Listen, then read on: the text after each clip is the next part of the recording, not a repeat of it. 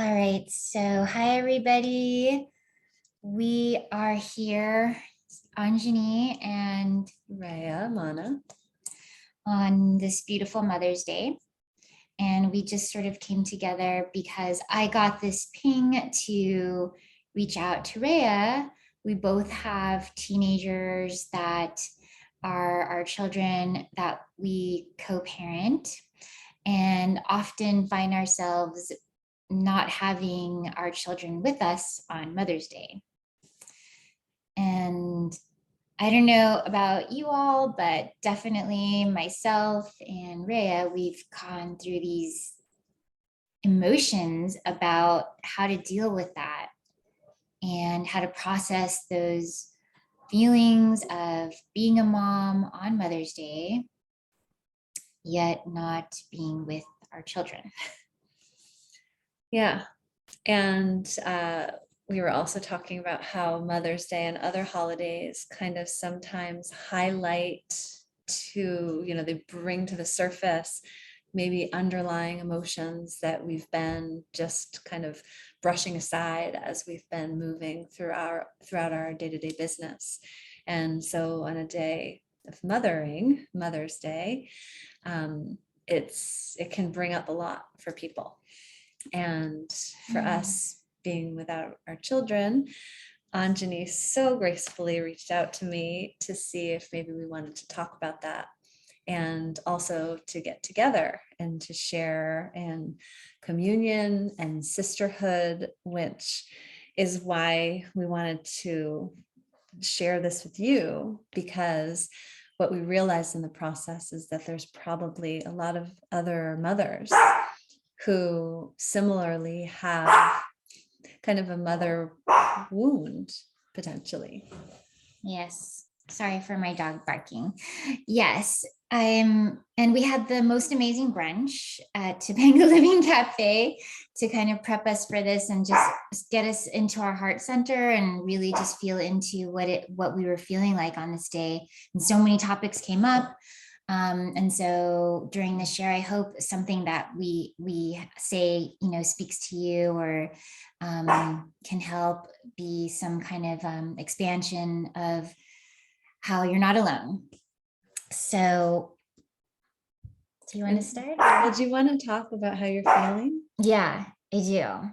So, okay. The morning started off with me crying. Should I get the dog and put him on my lap? No, it's okay. He's just supporting us. He's just supporting us.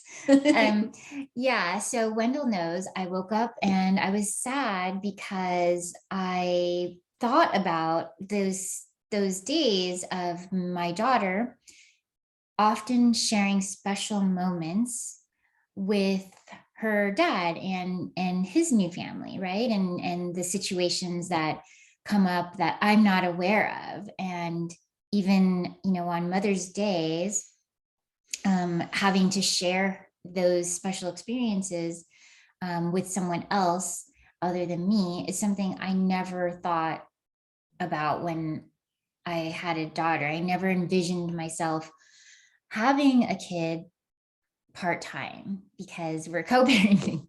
So it's awesome that she has another beautiful experience, of course, and I support that. But I still want to give light and give honor to my own feelings, which, I hope everyone can find some peace with, because our feelings of being left out or our feelings of having to sacrifice and just sort of healthy detach while our children are not with us is something that is a process and something that we have to get used to. It's not easy. And even when it does feel easy, there can be 1 year when it is and 1 year when it isn't. So yeah, I started off crying and just like not sobbing. It wasn't a full out ugly cry. It was just like a really ode to my quiet Mother's Day morning. Yeah.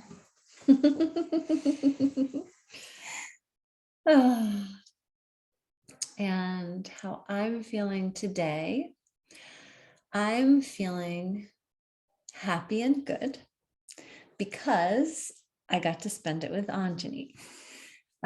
Last Mother's Day was very sad for me. I spent it alone, and brought up a lot of those lonely feelings. And it's such a beautiful thing when someone can share so honestly about their feelings. I think for me, it goes very deep and it feels very raw. So, I'm also co-parenting, and my kids are with their dad. And I also never imagined I would have kids part-time. And as I've gotten older, it's been more of an exercise in acceptance and gratitude for what is, and the recognition that we're not raising children, we're raising adults. And we're also raising sovereign beings who have their own destiny and their own journey. And that somehow this all makes sense in some way, that our children found us to be that vehicle for their own growth and expression and expansion. And we chose these parenting situations in some way as a vehicle for our growth. So I have had to look at this situation from multiple perspectives over time to find solace and peace throughout the process. And it ebbs and flows, and it fluctuates. And I find that there's, regardless of what our process is, it can be powerful to come together as mothers, as women, and name some of these things that maybe kind of exist for us in the background while we go around and try to take care of life. Mm-hmm. And so sometimes just naming something can be so healing, just to welcome it into the space of, wow, life really didn't go like I thought it was going to. Wow, I've had a lot of disappointments. Wow, my relationship with motherhood doesn't at all look like it had in my greatest dreams. And just like naming that, we can actually kind of open up a space to like reclaim part of ourselves that are operating on this mode of like, it should have done this, or like with so much regret or remorse, or even pushing forward towards some vision that's not a depiction of reality. And so it does something to just like stop for a minute and look at, if we are mothers, look at our relationship with motherhood, and just be honest with what that looks like for us, and our hopes and our dreams and our goals about it, the reality about it. That also can give us a bridge towards finding what's possible in the new, maybe not in the idea that we had of it, but with the what is now. Yeah, I love that. Like turning the morning into a new morning. Morning song. Yeah. Yeah, I love that. Mm-hmm.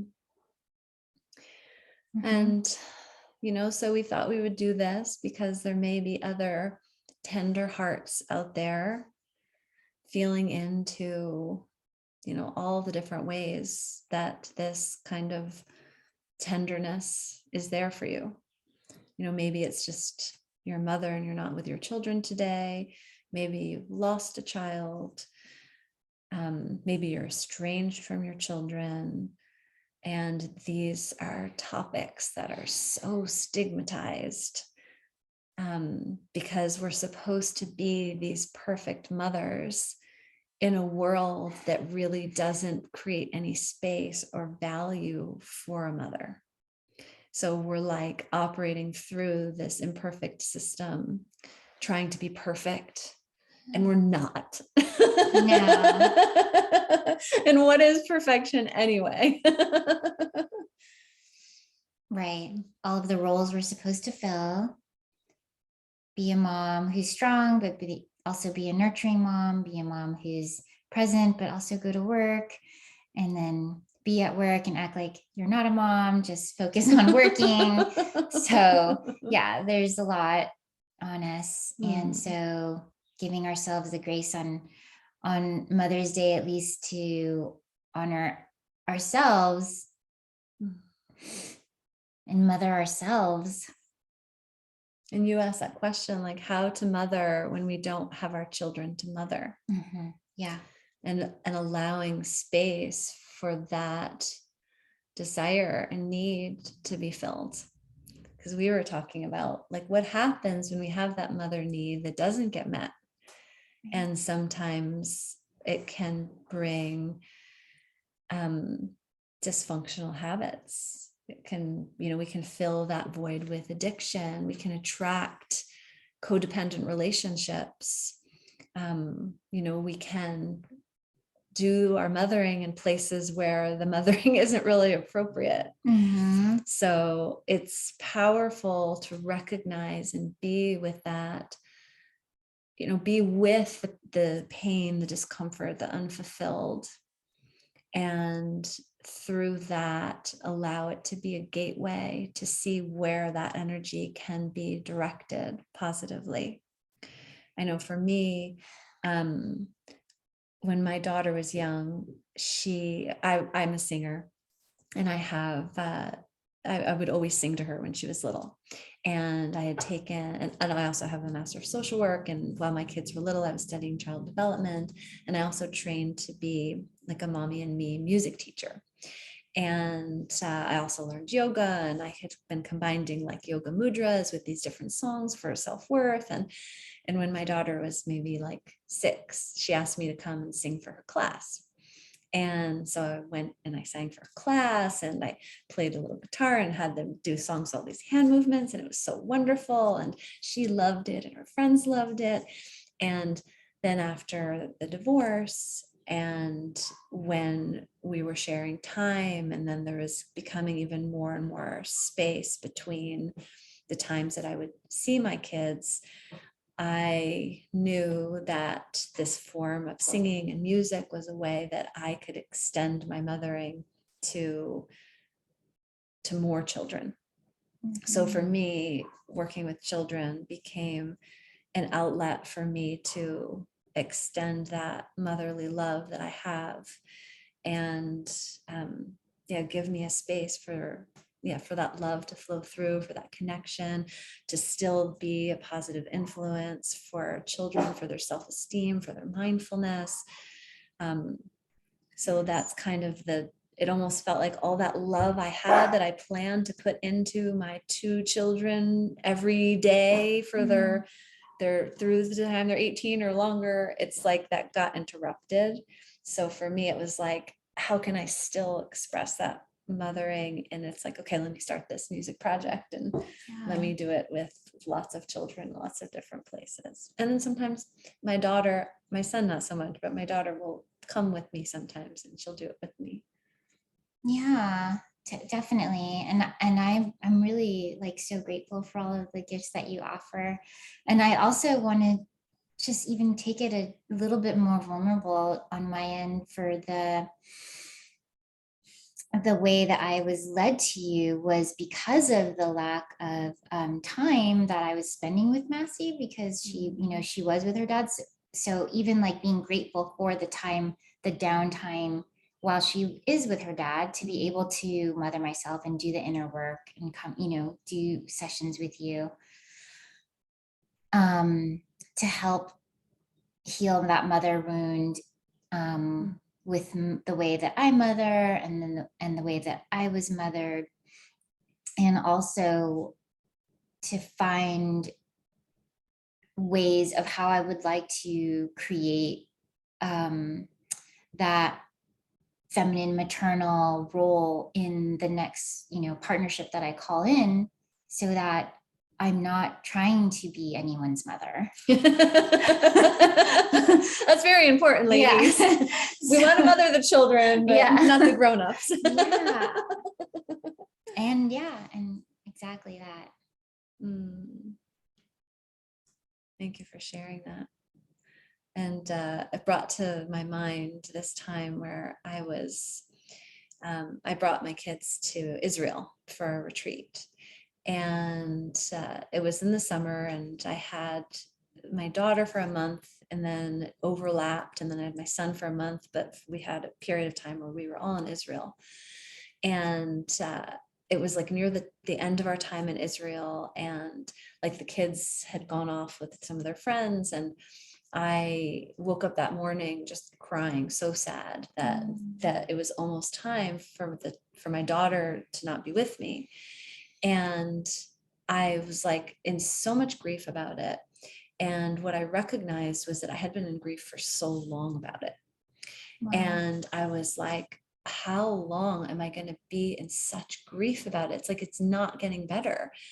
And then this voice in my head said, well, there must be another perspective. Like somewhere there must be another perspective. Like it was like the perspective that I'm choosing is this perspective where it's so sad, but there must be another one. And so I'm like, okay, send me a solution, send me a solution. Like, what's the solution? What's the solution? I was doing my meditation, and then it comes to me. I have the best kids and I have the best life because my kids are amazing. They're so intelligent. They're so articulate. They're emotionally intelligent. They're so compassionate and caring. And I get to be with them, and we get to have these amazing experiences like going to Israel. And then when I'm not with them, I have the opportunity to work on my projects, to write my book, to sing, to develop creative outlets, to be a support for other people. I get to live my dreams. And so the reframe was like, I have the best kids and I have the best life. And like, as I started to say that, I'm like, I have the best kids, I have the best life, the best kids, I have the best life. And I just started to feel better and better and better. And then I like finished getting ready, and I walked out of the hotel room and down the hall, and I pressed the elevator button, and the elevator opens, and my son, he just runs out of the elevator right into me. He was like playing hide and seek or something in the hotel, but it just felt like such a confirmation. Like he just ran into me, and I hugged him and I cried.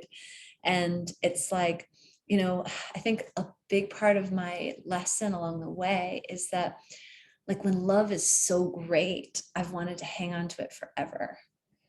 And like the love with my kids was so great, I just wanted it to last as it was forever.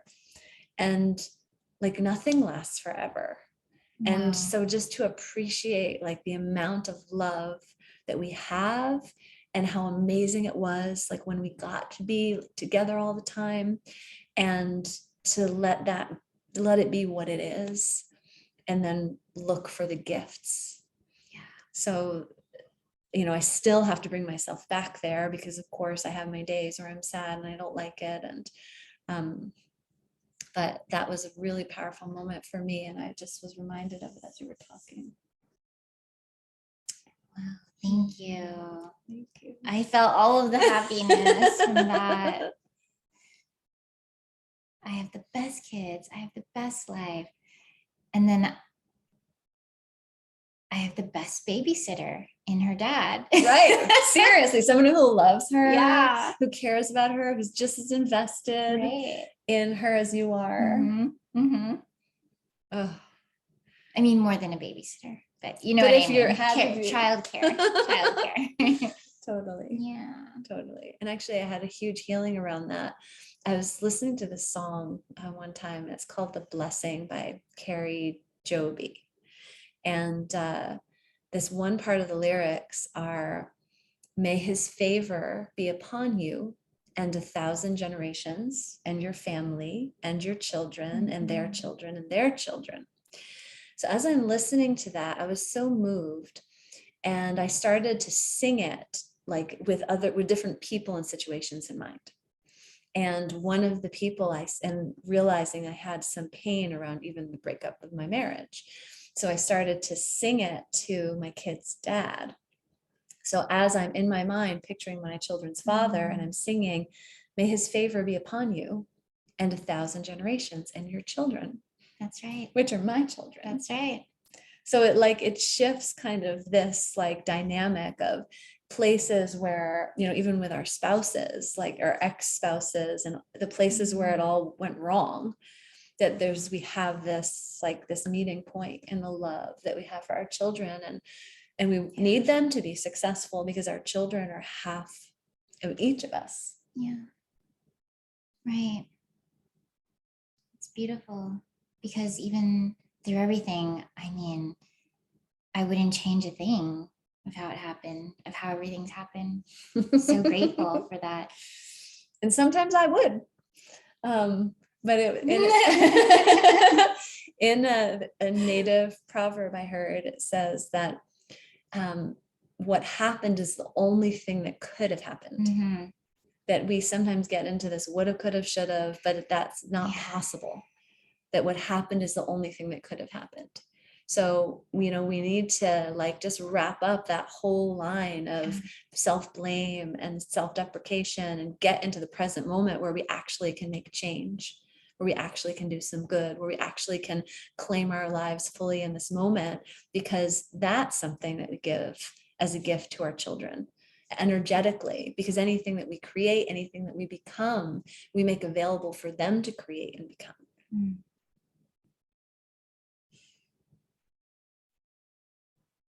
I can't say anything further to that point.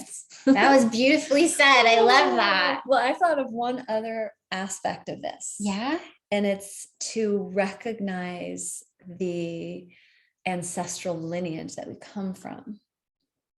Because when I look back and I think about my mother, and when I think about my grandmother, we can't take for granted that what we're going through. We can't look at what we're going through as an isolated experience, that we're made up of unhealed traumas from the past, from ancestral hopes and dreams. And so my grandmother, one of my grandmothers, she was very intelligent, and she became a nurse, and she had hopes of becoming a doctor. She would ride her one-speed bike for hundreds of miles. She made some inventions, and the only real pathway for her at that time was to get married. Right. And then she had 5 children, and she was very bitter and resentful. She was one of those women who, if she was born into this present time, she probably wouldn't have gotten married. She probably would have pursued her dreams. She would have had a different experience of life. And then also for my mother, who was a single mother, my dad left, and she was responsible for raising my brother and I, and all the sacrifices that she made in that. And then to look at this new era of co-parenting and all the things that we're missing, I think if we look at our role as women now in light of what has come before, we're being given a gift of more of our autonomy and sovereignty and independence, so that the dreams of our heart can be manifest in reality, so that we can have more time and more spaciousness to let our voices be heard, our creativity be seen. So that it's nothing, it can be so helpful to take our own sorrow out of its little limited box and expand it into this broader view, to recognize that what's happening now in some way was needed for whatever reason. And then that also can shift to a greater sense of gratitude and appreciation for who we are, the lives we lead, and how far we've come over the generations. Yeah, when I was doing the ancestral work that you led us in with the Songkeeper School, I had pieces of my mom and my grandmother sort of symbolized by, I think they were rocks, different stones. And, I was in the middle. I was the dry bush that you gave me, and I was the tree. And I had them at the top of me. Just initially, I thought it was to honor them, to put them above me. But then as I was working through the song, I realized that they were above me because I was waiting for them. And I feel like that was a huge shift for me in my ancestral mothering, was to recognize that most of the women in my lineage have kind of been waiting for help or waiting for some direction or guidance or support that never came. Or waiting to live even. Waiting to fully. live even, right. And wow. And so by the end of the ceremony, I moved them to the bottom of me because I was that dry brush, which is right over there, as my roots, to signify like roots, and that they were more of my foundation now, so that my intention could be to kind of break that waiting, and to just feel held by them now, by whatever happened to them, to just feel held and supported and grounded by knowing that their story can shift through me. Yes. And so I totally appreciate you bringing up about the ancestral part, because that was huge. That is huge in the mothering wound, to help me at least, and change my outlook and my vision for, how mothering can be. Because even like I said that this morning, like I wasn't waiting for my daughter, I wasn't waiting for her. I was just sitting with it and being at peace with it, and just missing her. And that was it. There's no story to it. Like, okay, I miss her. It's Mother's Day. That's a very normal thing, right? Like, of course, I'm going to miss her. It's Mother's Day. But I'm not sitting around waiting for her. I'm living my life. I'm doing this beautiful talk with you. I'm planning having a great lunch and nourishing my spirit and my tummy, and enjoying learning more about, just connecting, so that, I guess, really, so that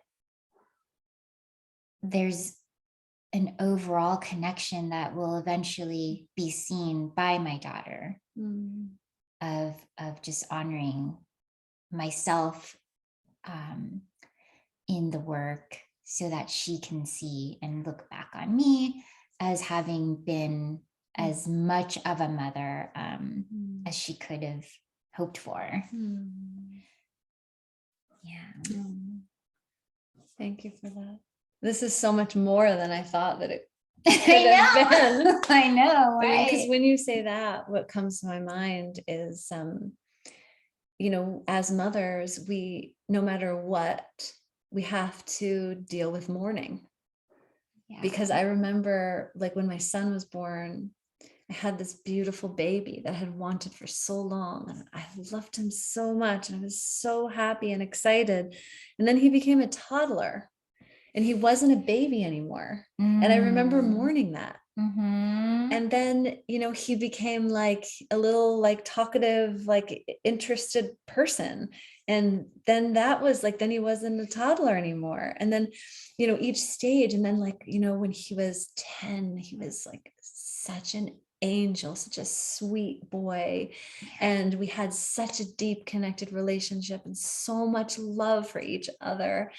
And then he became a teenager, and now we have a different relationship. Right. And so, like, even as mothers, if we're with our kids all the time, there's still this element of mourning and change and transition. So, I think that's part of why motherhood is such an initiation. In a society that really doesn't honor rites of passage, motherhood is a huge one. And, as mothers, we're space holders. We're dedicated to the furthering, the development, the growth, the life of another.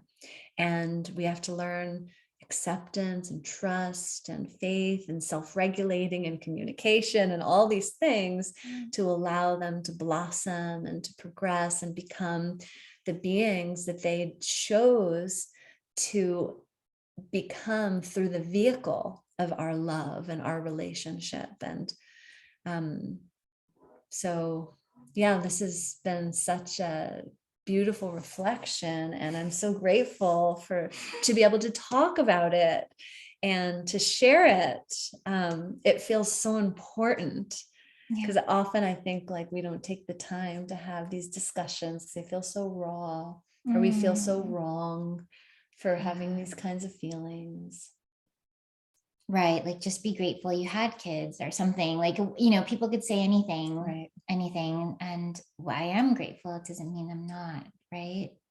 And to also, I think this is good for me to put on the record, actually, to hold space for having connection with other moms or sisters. You don't have to be a mom to try to have something on Mother's Day together, whether I have my daughter or not, because what an amazing thing for her to see the celebration of motherhood, not just around her, but around a lot of moms or just another mom.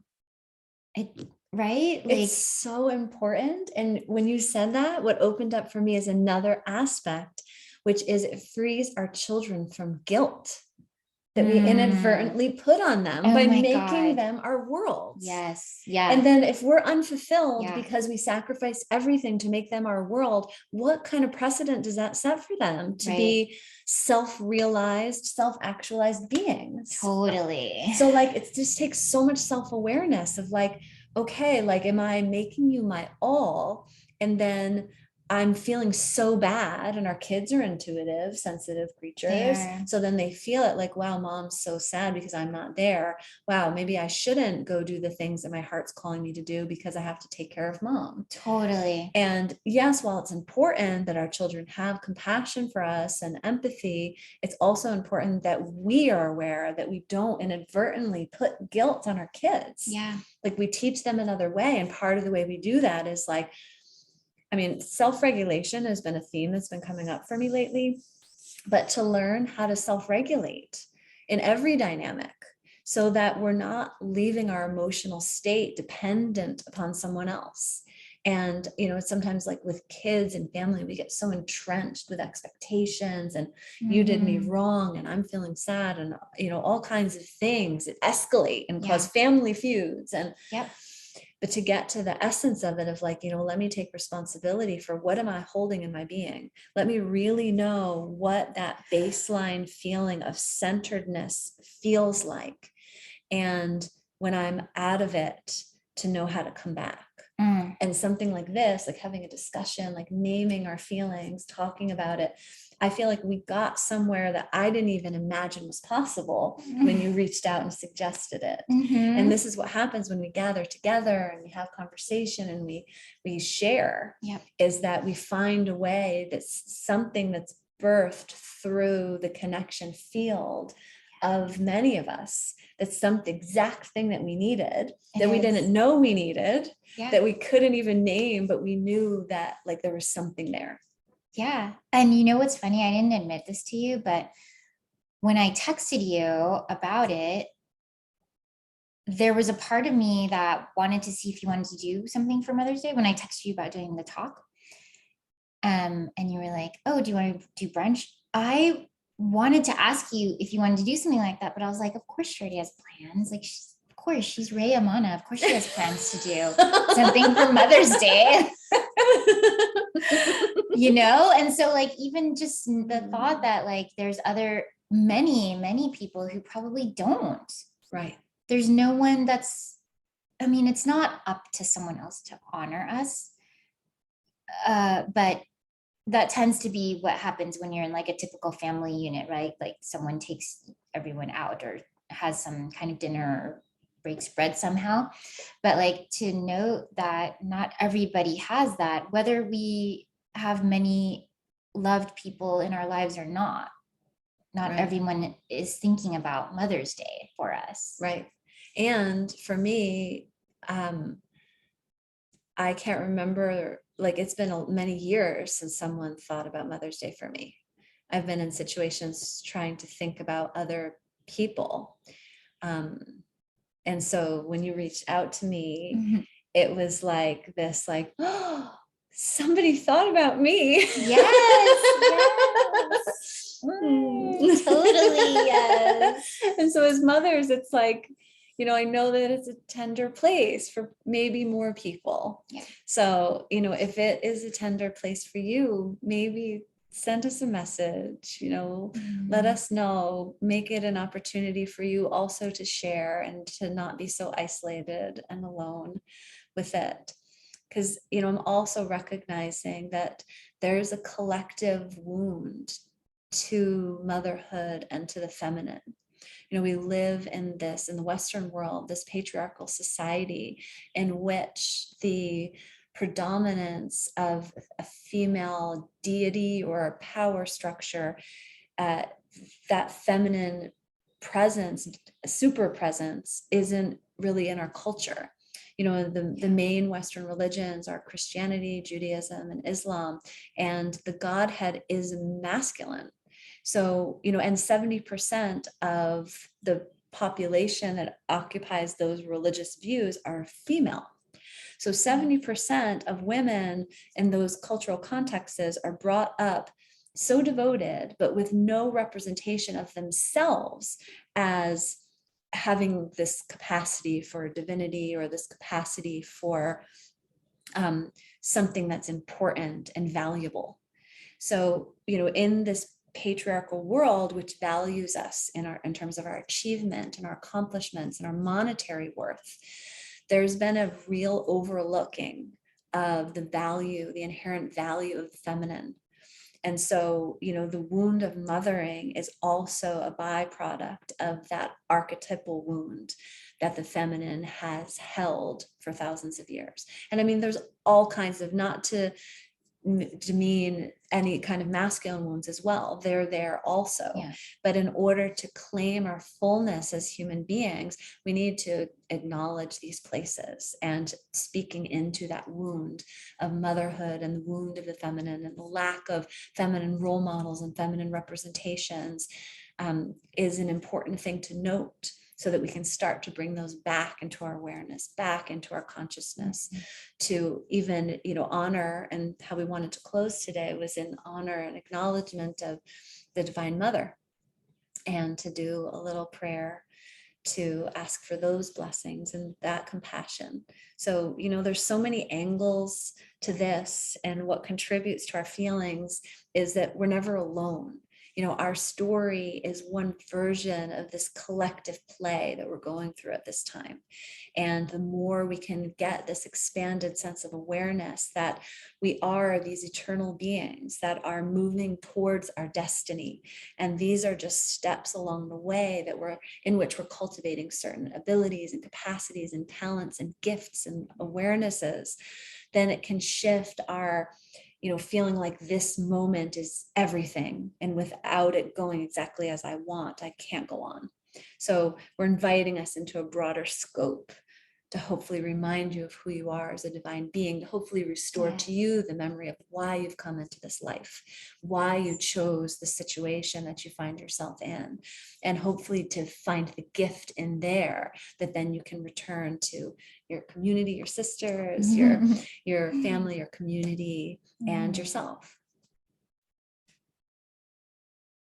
Yourself, because you're important. Yes, you are Very important. Wow. I knew it was going to be magical. You did good. Wow, you mind-blowing woman. Oh. So I think I'm just really thankful that I got to share all of the thoughts out loud and just be with all of the feelings that have been coming up, and to have like a witness and supporter in you, just to validate that even just those small moments, I'm typically on such a happy note of joy and I can carry it, but just having the witness to see like, oh yeah, that's normal. Why wouldn't you have these feelings? Having you as a friend, sister, witness is really helpful to me. And then also to get to learn how you would pray to Divine Mother is something I'm really excited about. So yeah, please share whenever you're ready. Okay. Well, let's close with a little process and exercise. And let's bring our hands to our heart and close our eyes. And take a deep breath. Feeling yourself arrive into this moment. Feeling your heart.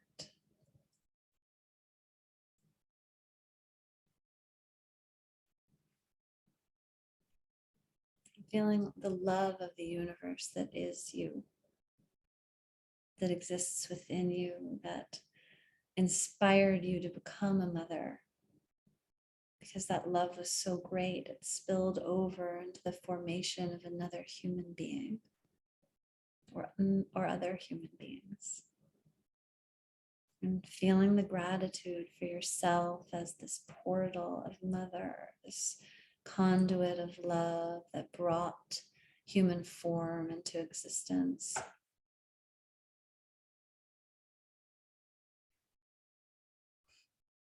And we call upon the blessings of the Great Mother, the Divine Mother, the Goddess, who goes by so many names. Gaia, the Goddess of Earth, Holy Mary, Mother of God, Nut, the Sky Goddess, Reya, the Great Mother. In recognition of this feminine presence, this Mother that brings the formless into form. We ask for the blessings and grace of the Mother. We give gratitude to the Great Mother for the gift of life, for the bounty of the physical world, for the food, for the water, for the animals, for the shelter, for physical reality as we know it.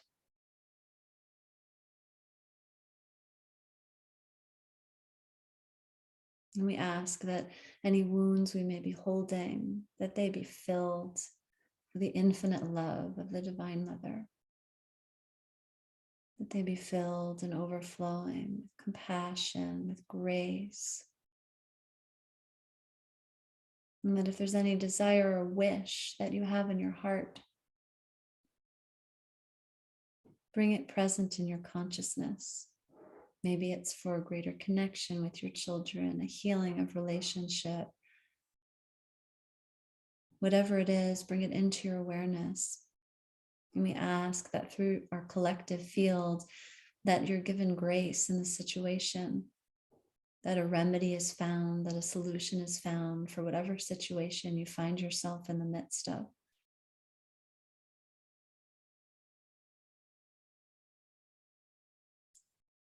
And that love pours through your relationship with yourself, with your children, and that any blockages may be cleared, and that love that you've experienced, that it just be opened, and your connections between your children be strengthened, and that in any interaction, any situation or thoughts of your children, that they just all be washed with so much love, transformed back to their original purity, back to that moment of so much overflowing gratitude and tears that thank God I'm your mother. And that we recognize that the Divine Mother feels the same way about us.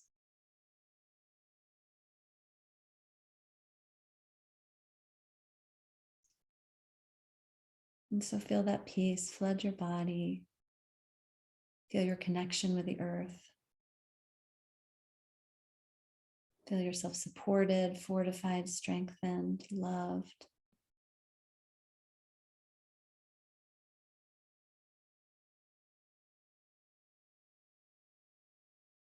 And we ask that if there's anything that still needs to be transformed, transmuted, alchemized, that it be done so that we can live our highest and greatest expression, and our children can live their highest and greatest expression. Now and for the next 7 generations, 1,000 generations. Aho. So let's inhale deeply. You can stretch your arms up if you want to, and you can shake it out and exhale. I love you. I love you. Thank you so much. Thank you. I love you so much. Thank you. Thank you.